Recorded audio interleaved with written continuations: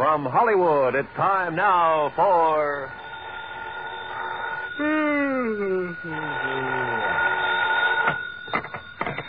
Johnny Dollar. Hi, Johnny. This is Art Price, International Press Service. Oh, holy smoke, Art. What are you doing up at this hour of the morning? I'm on the night desk, and I'm sorry to have to wake you up. So am I. Listen, I just got a call. A real frantic one from a guy who insisted on having your phone number. Well, did you give it to him? He said he's an insurance man, that it was about some insurance matter, so yes, I did. Well, why'd he call you? Yeah, that puzzles me, too, but he was so excited, so frantic.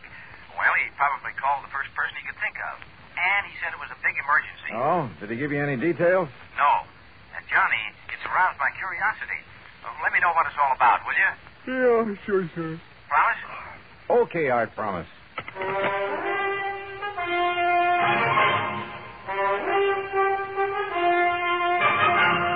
Bob Bailey in the exciting adventures of the man with the action-packed expense account, America's fabulous freelance insurance investigator. Yours truly, Johnny Dollar.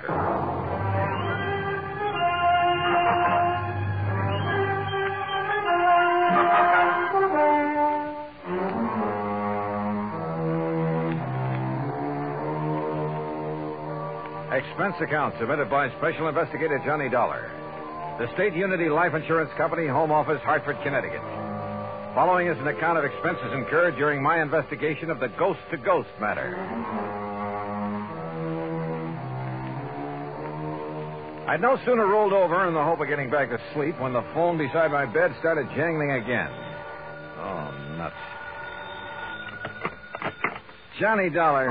This is Oscar H. Trimley, Mr. Dollar. Trimley? I represent State Unity Live here in Lake City, New Jersey. Oh, look, are you the man who called Art Price over at International Press Service? Yes, I did get your phone number. I knew he'd have it, you being such a famous investigator and all that. Yeah, well, you could also have got it from Universal Adjustment Bureau, your insurance directory, the long-distance operator. Oh, dear, I guess I've been so upset over this whole thing that it never occurred to me, but... can you come down here to Lake City, Mr. Dollar, right away? Well, it depends. What's this all about? Ian McAndrews. Who's Ian McAndrews? Oh, don't you know? He's the man who founded Lake City. So what's happened to him? He's dead, Mr. Dollar, or rather, he isn't. Huh? Well, that is to say, he died, Mr. Dollar, about 5 years ago. And? Well, in due time, of course, we paid off the claim on his life insurance policy, $55,000. Everything in order and perfectly all right. Well, then? But now... Oh, no, Mr. Dollar, you just won't believe it unless you come here and see for yourself. Oh, won't believe what? Ian McAndrews has come back. Huh? Either he or his ghost has come back here. Oh, now, wait a minute. No, it's true. It's absolutely true, sir. Ian McAndrews is haunting Lake City. So please come as quickly as you can. I'll think about it. Oh, dear. Is that the best answer you can give me? Yeah, I'm afraid so, until I see how things line up for me these next couple of days. Goodbye, Mr. Trimley. Think about it. I can hardly wait to grab a train. But I didn't want Oscar Trimley to know that. Because I had a strong suspicion that if you can catch a ghost off guard, you'll be one up on him. Expense account item 1, the promise phone call to Art Price in International Press. Are you kidding, Johnny? No, I'm deadly serious, Art. But a ghost in the little New Jersey. Yep, I'll keep in touch. Then I remembered Nancy. Nancy Turner, an old flame, or rather, a young old flame. She'd said something one time about taking up investigation of the supernatural. So, expense account item 2, another dime for another call. You old rascal, Johnny, you haven't called me in ages. Well, you know how it is. Look, Nancy, did you ever go ahead with your study of psychic investigation? Psychic... Oh, no, Johnny. I found I'd have to read a couple of hundred musty old books, so I gave it up. Oh, well, that's too bad. Oh, why? Well, I've got to run over to Jersey to investigate a haunted town. A haunted town? How thrilling. Except that such a thing is impossible. Oh, it is? Sure. But I'd kind of thought that maybe you were still... Well, I guess we better forget it. Forget it, nothing. I'm going with you. Oh, no, wait. No excuses. I'll put on my face and another dress and be waiting by the time you can get here. Yeah, but look, honey, Huh? Johnny. Okay, Nancy, I'll pick you up.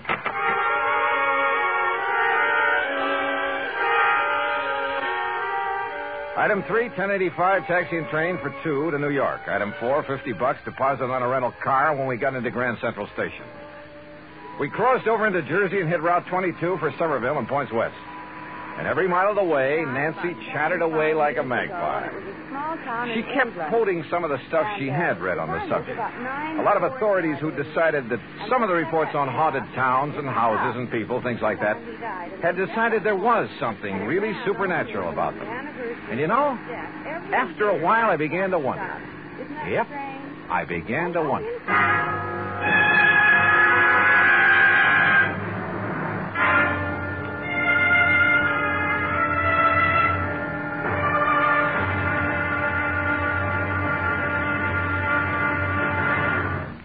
Act 2 of yours truly, Johnny Dollar, in a moment. Our flag now numbers 50 stars, and behind each star there stands yet another flag representing one of the 50 states. Kansas' state flag is dark blue, and in the center is the state seal, surmounted by a large sunflower, the official state flower. The seal reflects the history of Kansas, the train of ox wagons going west, for most of the great roads passed through Kansas. An Indian is depicted chasing a herd of buffalo, recalling the words of the official state song, "Oh, give me a home where the buffalo roam." For this truly was the home of the buffalo and Indian. The East is represented by a rising sun, and the promise of future prosperity is indicated by the steamboat on the river and the farmer plowing the field. Above a mountain range are 34 stars, for Kansas was the 34th state admitted to the Union. Over all is the state motto, Ad Astra per Aspera, to the stars through difficulties. Kansas state flag, the flag of the 34th state to enter the Union, was adopted on March 23rd, 1927. And now, Act 2 of yours truly, Johnny Dollar, and the Ghost to Ghost Matter.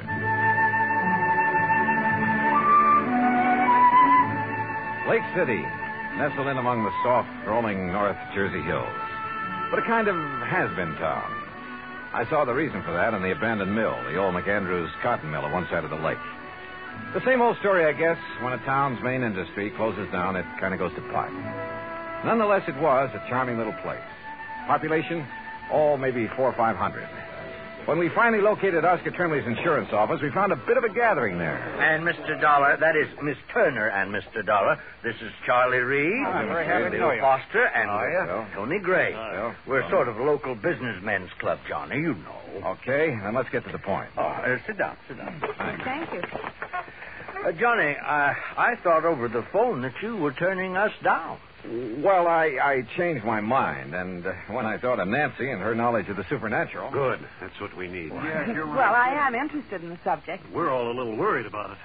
Tony isn't kidding. I think we're a pretty level-headed bunch, but, well, this thing has us scared. That's putting it mildly. If it really is his ghost that's plaguing Oh, us... now, you don't seriously believe in ghosts. I'll tell you this.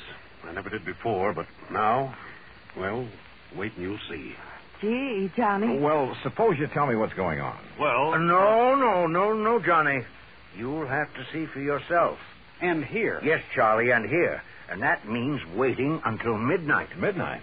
Sure, Mr. Dollar. Well, just why, Bill? You'll see. Yes, and meantime, you can look around. Say, aren't you quite a fisherman, Johnny? Oh, I'd rather fish than eat, but now look, if you... I love to fish, too. Good. The lake's full of nice bass. Charlie, you can fix them up with a boat, can't you? Sure can. Yes, but if I'm going to Tony, investigate... you arrange for a place for Miss Turner to stay overnight. Be glad to. Well, now... And Johnny, you'll stay at my home, all right? Fine, but now at least tell me... No, I want you to see for yourself at midnight. Now, meantime, good fishing. Right. Now, I've got to get back to the shop before Mrs. Bickley starts screaming about her high five. See you later. Yeah, and I'll come back to the office and arrange somewhere for Miss Turner to stay. See you later. See you, Tony. Now, if you folks will come over to the print shop with me, we'll pick up the keys to my boat and some tackle, and you can be on your way. Look, can't you at least give me some idea? Nope, not a thing until midnight. Oh, and we'll all have dinner together at the hotel. Mr. Trimley... Well, you ready, Mr. Turner? Johnny? Well, you fellas are the boss, I guess. Fishing, Nancy? I'd love it. I'll even give you some of the fast strike hooks I use. Okay, then, let's go. There was something slightly screwy about the whole thing. And I don't mean just the talk of a ghost. But when I go fishing, and at company expense, well, who's to complain? So Nancy and I spent the rest of the day on the lake. Matter of fact, she caught the big one. By dinner time, we were starved, and the little hotel served us not only excellent cocktails, but a regular banquet, complete with champagne. You enjoying it, Miss Turner? I love it. Only why don't you call me Nancy? Sure, why not? Charlie, I'll tell your wife. Tony, you stay out of this. Mr. Trimley, about this ghost business. Champagne, you know, comes from the old Leland Stanford vineyard. Oh, yes, and it's fine. Finest I know. But it's time we talk about your ghost. Say, you land any big ones out on the lake? Yeah, Bill. Nancy got a 4-pounder. But now listen, will you... Another thing about this fine California Didn't I wine. see you navigating the boat, Nancy? Listen, will you did please? all the Fella got one last year, weighed 6.5 Look, fellas, you Brought it over near the old cottage. Hey, fellas, look, please, will you tell me a little bit about... All I want to know is...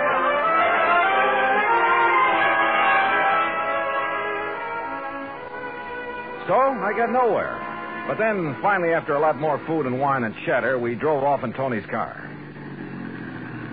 Now, I'm stopping here in the middle of town, Johnny, because it's the best place to be when things start popping. Like what? Hey, when are you fellas going to stop this runaround and start making sense? You'll see. I'm all excited. Look, Johnny, Yeah, Charlie? you see the old tower clock? Almost midnight. So what about it? Old McAndrews passed away at the stroke of midnight, Johnny. Personally, I think that has something to do with this. You still haven't told me with what? Wait. Listen. There goes the tower clock. Oh, midnight. Count 'em, Johnny. That was 4, 5. And, Johnny, see how all the lights are flickering along the streets? That happens every night? And no reason for it. Look, bats. Huh? Millions of bats coming out of that clock tower. Yeah, I see him. But I don't... What under the sun is that? That's the ghost, wailing. Oh, now, wait a That minute. scream fills the air, comes from everywhere. Oh, it's a horrible sound. Johnny. Easy, honey. Easy. No, listen. Didn't you hear? That clock struck 13. Yes, Johnny. Why, yes. You asked me, the devil's in old McAndrew's ghost. That's why it comes out of his house every night. Out of his house. Right, Johnny. And wait till you see what's there. Right.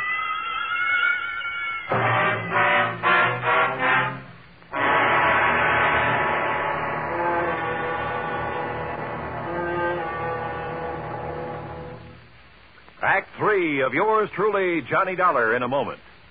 Famous words of wisdom spoken by great men of thought never die, but are carried on through history by the people who feel them and love them. When Benjamin Franklin said, "They that can give up essential liberty to obtain a little temporary safety deserve neither liberty nor safety," he was speaking for all men in all countries. In May 1945, when the 1st Marine Division was making an assault on Okinawa, pharmacist's mate William D. Halliburton, Jr., serving with the Marine Rifle Company, left his place of safety during a terrific counterattack by the enemy. In spite of the deadly accuracy of the concentrated fire around him, Halliburton unhesitatingly dashed across a draw and up a hill into an open, bombarded field to render first aid to a fallen Marine. When his patient was struck a second time, Halliburton placed himself in the direct line of fire in order that he might shield his patient and continue to treat him. Though he could have sought safety until his company advanced and covered him, his first thought was for the wounded man. It was only when the slashing fury of the shrapnel and bullets mortally wounded him that Halliburton was unable to continue his duty. His unwavering code of conduct in the fight for liberty earned him his grateful country's highest award, the Medal of Honor.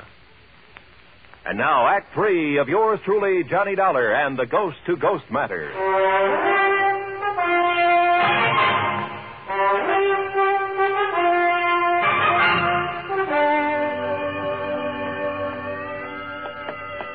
Is the front door of this old house always left wide open? Yeah, Johnny. Sure you want to go in? Sure. Come along, Nancy. I'm coming. I thought there was more light around. Oh, that's nice. Slammed right in our faces. I knew it. Unlocked, though. Let me have that flashlight, Tony. Here. No sign of wires or strings on it. Come on. Okay. Come on, fellas. Now, Johnny, Yeah, Bill? as you can see, there's just one big room downstairs here. Johnny. Easy, Nancy, easy. Don't you see Look, that? I admit this is all pretty strange, but a ghost. Well, what else? We've been over this house with a fine-tooth comb. Hey, listen. You hear that? Somebody's walking on the ceiling. And listen. Oh. Yeah, that's the kind of stuff you hear. Poltergeist, noisy spirits. You can hear them, but you can't see them. Don't you see, Johnny? It can't be anything normal or natural. Is that the end? No, sir. The old ghost has a regular... See? Hear those shutters banging? There's no wind out there. Why didn't you tell me it'd be like this, Johnny? Let's... Look. Yeah. Lights moving around somewhere outside. You can see the reflection in the trees. But they're green. Ghost lights. Oh! Johnny, look. This is a rocking chair. It's rocking. In front of the window, where old McAndrews used to sit and look out on the town before he died. Give me the flashlight. Here. No strings or wires on this either.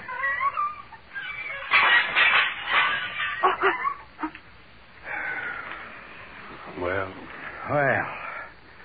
that's the end of it. The same crazy routine every night. It's the ghost of Ian McAndrews. That's all there is to it. Well, from what you fellas have shown me tonight, it kind of looks that way. It is, Johnny. But tomorrow I want to investigate these things in broad daylight. I investigated all right. The old house, the clock tower, everything I could find. And thanks to the help of the boys, we covered a lot of ground. Result? Nothing. Meantime, I noticed that the town, the sleepy little town of Lake City, was being mobbed. People from all over, streets jammed with cars. And as we sat down at lunch in the hotel... Miss, waitress, will you please bring me another cup of... Oh, dear, she didn't hear me. Where'd they all come from? Yeah, business has certainly picked up around here. Why, yes, I noticed that. Any idea why, Bill? Not the least. No wonder Tony couldn't be with us for lunch. And Charlie's at his print shop getting out an extra. Hey, excuse me. Aren't you Johnny Dollar, the investigator? Yeah, that's right. Man, can I use you? Now, just let me get a picture. Well, now, wait. Hold it. Okay, Johnny. Thanks a lot. Hey, that photographer's from one of the New York papers. No kidding. Oh, really? Listen, if Art Price at International Press gave out the word about this ghost story... Oh, now, Johnny. Okay, Nancy, you all finished? Uh-huh. Then, Oscar, Bill, we're going to leave the check with you and pull out. You mean leave town? Yep, going back to Hartford. Johnny. I've investigated. I've come up with nothing. So there's no point in staying around any longer. Oh, Johnny. Thanks a lot, fellas. And, Oscar, I'll send you my expense account. Come on, Nancy. Give up? Hardly. Sure, Nancy and I hit the highway, but for only a few miles. Then shortly after dark, we drove back. And for a couple of hours, for 3 or 4 hours... Well, anyhow, shortly before midnight, Nancy and I walked quietly up on the porch of Oscar Trembley's insurance office. You mean you didn't leave a message at my office to be here tonight? I certainly didn't. I found a message from Charlie. Are you kidding? Somebody left a message at my print shop to be here. And I got one at my radio shop. Well, I'll be Good girl, darned. Nancy. Now, I And want... of course, they couldn't know your handwriting. Hey, wait a minute. There's somebody outside. Huh? Johnny.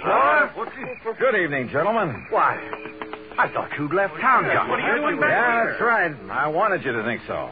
Oh, listen. The old tower clock has started to strike midnight. Well, yeah, that's 5, 6. Boys, I suddenly realized that in all my investigation this morning, I was being handicapped by what I thought was help. What do you mean, Johnny? Yeah, what's that? I had too much help. 2 or 3 of you were with me every second. Oh, we wanted to be sure you wouldn't overlook anything. That's right. You wanted to be sure I would overlook a few things. Huh? Hey, now, wait. That's 11, 12. Well, hey, it only struck 12. Yeah, that's right. No ghostly wail tonight, is there? I know. No, fellas, no. Because the ghost is no more. You, found the ghost, Johnny? I found out that he's one of you, maybe all of you. What are you... Alone, without your careful guidance, I finally located that sub-cellar in the old McAndrews house. You did? And that mess of complicated electrical stuff that was making the weird sound effects, the rocking chair, the banging shutters, and so on. Very clever. Your handiwork, Bill? Sure. But Johnny... Oh, fellas, it was a wonderful publicity stunt. Especially after international press was notified. But you did that. Not only for your radio and electronics shop, Bill, for your real estate business, Tony, your print shop and newspaper, Charlie, and your insurance business, Oscar. Well, now, but Johnny... for the whole town. It's going to put Lake City on the map again. Which is to say, the motive wasn't entirely selfish. No, of course it wasn't. Okay, man. And because of that, and that alone, I won't give you away. Provided the ghost of Ian McAndrews never walks the streets of Lake City again. Well, you can be sure of that, Johnny.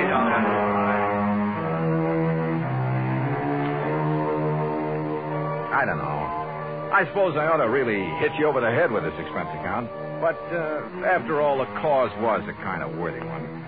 So I'll be honest with it for a change. And it was fun to have Nancy Turner along. Expense account total, including mileage on the rental car, less deposit, $31.50. Yours truly, Johnny Dollar.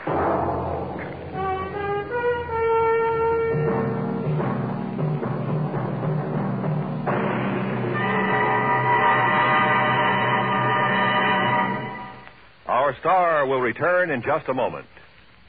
Our flag now numbers 50 stars, and behind each star there stands yet another flag representing one of the 50 states. North Dakota's state flag consists of a field of blue bordered with a knotted yellow fringe. Centered is a bird with outspread wings and with open beak, the eagle, king of birds, symbol of supreme authority, power, strength, and nobility. The left talon of the eagle grasps a sheaf of arrows representing the Indians of North Dakota. The right foot grasps an olive branch, signifying peace. On the breast of the eagle is a shield with 7 red and 6 white stripes, signifying protection by the Union of the States. A scroll bearing the word E pluribus unum, one out of many, passes through the eagle's beak. 13 stars for the original 13 states are over the scroll. Above the stars is a sunburst for the continual sunshine in the state.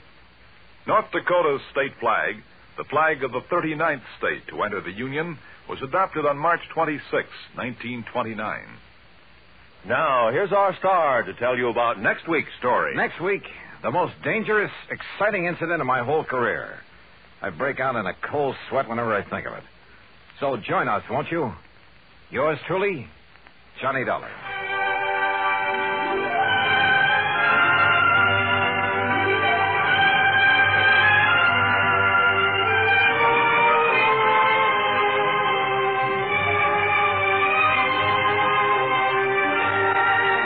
Yours truly, Johnny Dollar, starring Bob Bailey, originates in Hollywood and is produced and directed by Jack Johnstone, who also wrote today's story. Heard in our cast were Virginia Gregg, Forrest Lewis, Joseph Kearns, Russell Thorson, Sam Edwards, and Bob Bruce. Be sure to join us next week, same time and station, for another exciting story of yours truly, Johnny Dollar. This is Roy Rowan speaking.